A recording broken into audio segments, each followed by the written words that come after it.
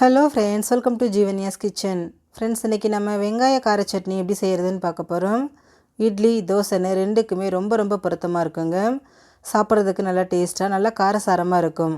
இது எப்படி செய்கிறதுங்கிறத பார்க்குறதுக்கு முன்னாடி நம்ம சேனல் ஜீவன்யாஸ் கிச்சனை மறக்காமல் சப்ஸ்கிரைப் பண்ணி பக்கத்தில் இருக்க பெல் சிம்பிளையும் கிளிக் பண்ணிக்கோங்க. இந்த சட்னி செய்ய ஸ்டவ்வில் ஒரு கடாய் வச்சுட்டு அதில் 3 டேபிள் ஸ்பூன் எண்ணெய் சேர்த்துக்கோங்க. எண்ணெய் காஞ்சதும் இதில் காரத்துக்காக ஒரு 10-12 வரமிளகாய், கலருக்காக 5 காஷ்மீரி மிளகாய் சேர்த்துக்கோங்க. சேர்த்துட்டு ஸ்டவ் லோ ஃப்ளேமில் வச்சுட்டு மிளகாய் எல்லாமே நல்லா செவக்கிற அளவுக்கு வறுத்து எடுத்துருங்க. கருகிடக்கூடாது, கருகிட்டால் டேஸ்ட் மாறிடும். பாருங்கள், மிளகாய் எல்லாமே நல்லா வறுபட்டு ஒன்று போல் செவந்து வந்திருக்கு. இப்போ எண்ணெயை வடிச்சிருங்க.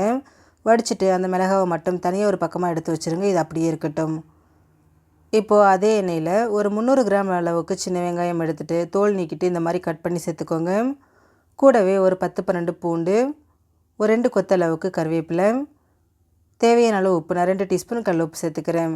சேர்த்துட்டு ஸ்டவ்வை மிதமான தீயிலே வச்சுட்டு வெங்காயம் நல்லா சாஃப்டாகி கண்ணாடி பதம் வர அளவுக்கு இது நல்லா வேக விடுங்க. வெங்காயத்தை செவக்க விட்டுறாதீங்க, செவந்துட்டால் டேஸ்ட்டு மாறிடும். பாருங்கள், வெங்காயம் ஓரளவுக்கு நல்லா சாஃப்டாகி கண்ணாடி பக்குவத்துக்கு வதங்கி வந்திருக்கு. இப்போ இதில் ஒரு நெல்லிக்காய் சைஸ் புளி எடுத்துகிட்டு இது கூட சேர்த்துக்கோங்க.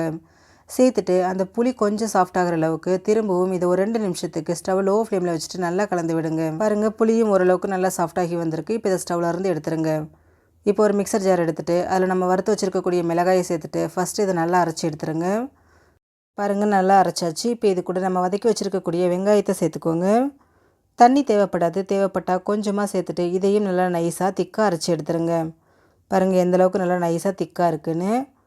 இப்போ இதை அப்படியே ஒரு பவுலுக்கு மாற்றிக்கலாம். இந்த சட்னி தண்ணியாக இருக்கிறத விட திக்காக இருக்கும்போது நல்லா டேஸ்ட்டாக இருக்குங்க. அதனால் ரொம்ப தண்ணி சேர்க்க வேண்டாம்.